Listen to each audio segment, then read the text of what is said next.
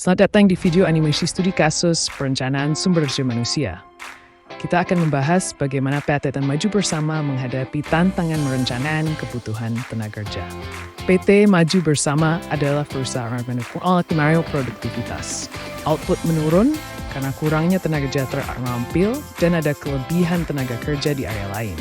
Setelah analisis, tim R menemukan bahwa Departemen Produksi membutuhkan tambahan 20 tenaga kerja terampil.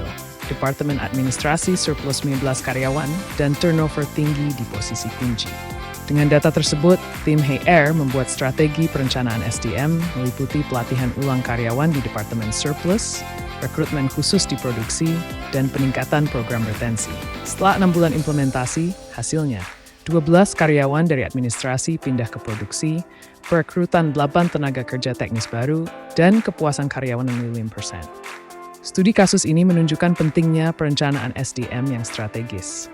Dengan analisis data yang tepat dan implementasi yang efektif, PT Maju Bersama berhasil meningkatkan produktivitas. Bagaimana dengan recent year? So that's why emerging high kebetulan the SDM umumtad na tim. Terus belajar hapon ilmu medisi SDM. PT Unilever Indonesia Tbk, salah satu perusahaan FMCG terbesar di Indonesia, menjadikan Genku Bumaik dan berkelanjutan. Unilever menghadapi tangan besar dalam memastikan SDM mendukung inovasi dan keberlanjutan di era digital. Di Dispo Dagao Simenmad Kerja, visi Unilever Great Yoharing Mall Tudfast Hachini Inovasi, Kebersihan, dan Kebermanan. Unilever memiliki ribuan karyawan yang tersebar di seluruh Indonesia. Tantangan yang dihadapi termasuk digitalisasi, keberlanjutan, dan kebutuhan konsumen yang berubah. Digitalisasi membutuhkan tenaga kerja yang adaptif dan memiliki keterampilan teknologi tinggi. Unilever berkomitmen untuk mengurangi jejak karbon dan limbah plastik yang membutuhkan tenaga kerja dengan pengetahuan keberlanjutan. Konsumen kini lebih memilih produk ramah lingkungan dan sehat, memerlukan inovasi tim produk. Pasar tenaga kerja semakin kompetitif, khususnya untuk talenta digital dan inovatif. Analisis kebutuhan SDM menggunakan data untuk memetakan kebutuhan di setiap departemen, fokus pada posisi kunci. They too that sumber manager menerapkan teknologi its today. Pelatihan berkelanjutan, termasuk pelatihan keberlanjutan dan program Future Leaders untuk pemimpin masa depan.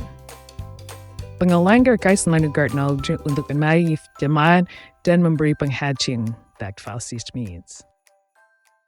Mengadopsi sistem manajemen kinerja berbasis teknologi untuk memonitor pencapaian individu dan tim. Memberikan penghargaan bagi inovasi dan kontribusi terhadap keberlanjutan. Menawarkan paket remunerasi kompetitif dan fleksibilitas kerja seperti opsi kerja jauh. Hasil yang diharapkan mencapai SDM yang kompeten dan adaptif terhadap perubahan, meningkatkan inovasi produk yang sesuai dengan kebutuhan konsumen.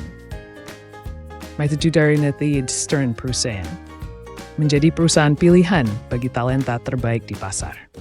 Melalui strategi perencanaan SDM yang terintegrasi, PT Unilever dapat mempertahankan posisinya sebagai pasar. Ini Joseph Norris Jerema Idsu Diamring Idsura, dan mendukung juga Gesherbait. PT Mayora Tbk adalah perusahaan FMCG terkemuka di Indonesia, dikenal dengan merek seperti Kopiko dan Torabika yang membutuhkan perencanaan SDM terintegrasi dengan strategi bisnis. Mayora menghadapi tantangan dalam mendapatkan SDM yang sesuai, terutama karena tingginya tingkat persaingan dan ekspektasi konsumen yang terus meningkat. Kebutuhan SDM yang selaras dengan ekspansi bisnis memerlukan tenaga kerja yang memahami budaya lokal di lingkungan multinasional.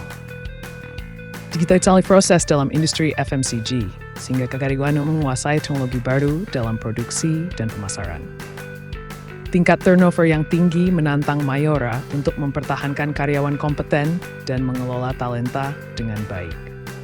Perubahan tren konsumen memerlukan karyawan untuk terus meningkatkan kompetensi melalui pelatihan yang berkelanjutan. Mayora melakukan analisis kebutuhan tenaga kerja berdasarkan ekspansi bisnis dan target produksi dengan mengidentifikasi posisi kritis. Penguatan program rekrutmen dilakukan melalui employer branding dan kerjasama dengan universitas untuk menarik talenta terbaik. Implementasi sistem HR berbasis teknologi untuk mempermudah pengelolaan data karyawan, penggajian, dan evaluasi kinerja. Memberikan pelatihan berbasis kompetensi, dan membangun program mentoring untuk pengembangan karyawan.